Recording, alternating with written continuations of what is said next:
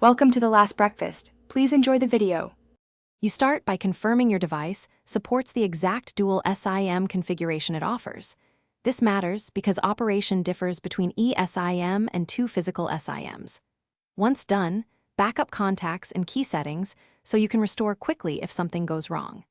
Next, insert the physical SIMs in their trays and activate the eSIM via carrier QR or app. Make sure the primary SIM is placed as you plan to use it for calls and data. Now you configure how each SIM behaves.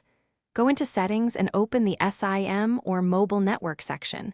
Enable both lines and name them so you recognize each. Then assign defaults.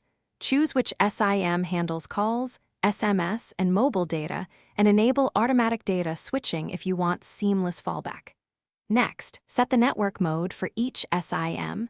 Select 4G where available for better data, and review roaming preferences. Finish by testing. Place calls, send SMS, and load web pages on both SIMs to confirm performance. If one line underperforms, switch defaults temporarily to isolate the issue, then update carrier settings and restart the phone to refresh network registration.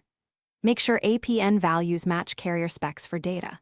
If a SIM shows no signal, power down, reseat it, and test each SIM individually.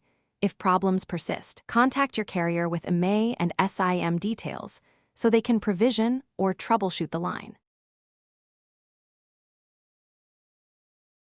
Thanks for watching. If this was helpful, leave a like and consider subscribing. See you next time.